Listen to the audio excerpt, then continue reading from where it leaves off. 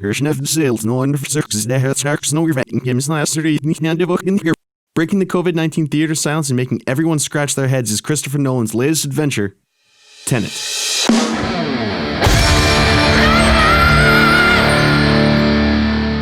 This episode's brought to you by the cheap stuff you can buy on Amazon. Need a USB cable? Why not buy a 10-pack? One of them's bound to work. This movie is something else, man. Christopher Nolan's movies tend to be sort of mind-bending as a rule, so I went into this as mentally prepared as possible. And honestly, I lost my way in the first 30 minutes. In fact, let's break down what my first reactions were like.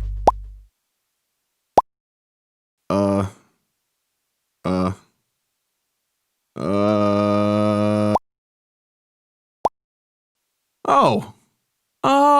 okay. Right. But, wait. Now that was a movie. There is so much information thrown at you all throughout Tenet.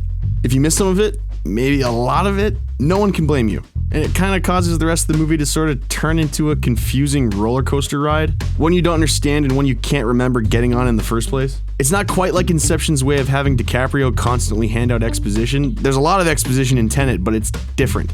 Much less in your face. Sometimes it's so subtle that you can't even immediately tell that what they're saying is relevant. A lot of people complained about not understanding Inception, so for those who thought there wasn't enough hand-holding in that movie, you're in for a bumpy ride here. In fact, I've never had a movie be this covert in the way it shares plot details. Significant bits of detail are hiding everywhere. Not Easter eggs and twists and the like, but essential details that you need to catch if you want to have even the foggiest idea of what's going on. They don't get near the emphasis and tone audiences are trained to expect. These bits are said quickly, quietly, sometimes with thick accents or through masks, and often during sound effects and music that almost completely drown them out. This is actually my biggest issue with the movie, and I'll get back to that in a minute. There are plenty of movies that beg for a second viewing or more, but I've never seen a movie that requires it to this extent, and that seems to be where Tenet is falling under the most criticism. But look, I know you were hoping to get it the first time, but if you can eventually get it after a few watches, doesn't that sort of prove that everything you need is right there in the movie? Does slowing it down or making it easier to understand mean sacrificing and pulling back on some of the movie's strengths?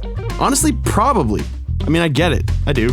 I was sort of frustrated after my first viewing, but now that I can see the whole picture as clearly as I can, I almost wouldn't change a thing. I changed that one thing though, the audio mixing thing. At times it's atrocious, but people are complaining that this is just Christopher Nolan dialed up to 11, like he's taken his approach to film and gone way overboard, and no, that's nonsense. Something being complicated and having a lot of layers doesn't necessarily mean it's pretentious. I get why people are getting there, but it's because of problematic dialogue. There is a happy medium where the voices could still feel blended with the world, but also cut through and hit our ears clearly, and they don't manage that well here. But otherwise, people need to chill. Wait till you can watch it at home with subtitles if you must, but once you get your head around what's happening here, the movie's brilliant. Something else that I think is contributing to the issues people are running into is the trailer. The trailers are super cool, but they do no favors for the movie at all. It makes it look almost like a sci-fi adventure, and it's not that. Tenet has way more in common with a James Bond film than anything else, and going in with that mindset will do you a world of good. It's a spy movie. And don't get me wrong, the trailers create intrigue, they draw you in, I just think they set up the wrong expectation, and this may contribute to the feeling of confusion people are complaining about. So yeah, it's a spy movie, good. You get all the classic elements. Badass guy gets recruited by a secret organization to save the world, cool. But the change of pace comes from the special mechanic of the movie. There's a way that objects can have their entropy reversed. They can be flipped to move backward through time, but at the same speed we move forward.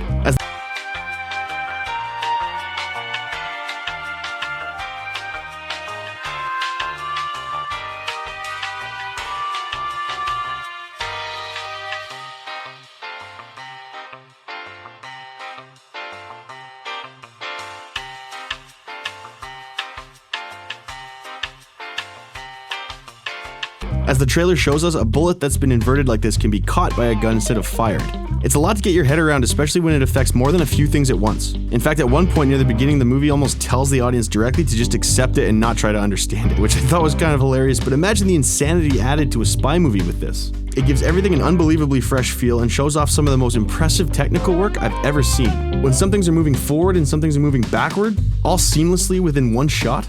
If something else comes out this year to turn the Academy's heads for cinematography and visual effects, I'll be floored. Maybe Dune. Anyway, John David Washington, Robert Pattinson, who it's honestly nicer to see back at the movies than I expected.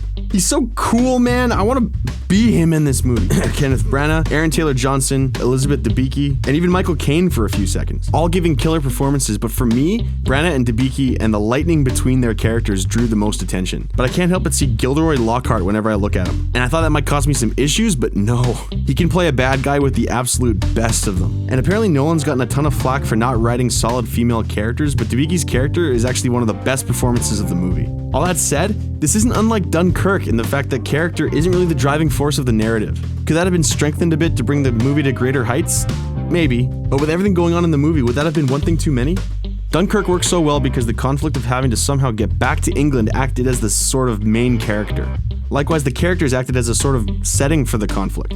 It sounds backwards, because it is, but it worked. And the concepts in Tenet are big, really, really big. And the characters provide this unconventional vehicle for immersing us within it. And I don't know why this seems to keep working, it just does. It's complicated, it's long, it's hard to understand on the first pass, and maybe the dialogue could use a boost. That or maybe turn the score down during the important moments of speaking. Like I said, audio mixing issues. The score is cool. It's weird, and this is one of Nolan's rare ventures without Hans Zimmer, but the music's actually awesome, in a very bizarre kind of way. It toes the line between being powerful and almost obnoxious, and thankfully never crosses over there. And like I said, it does no favors for the dialogue or audience comprehension.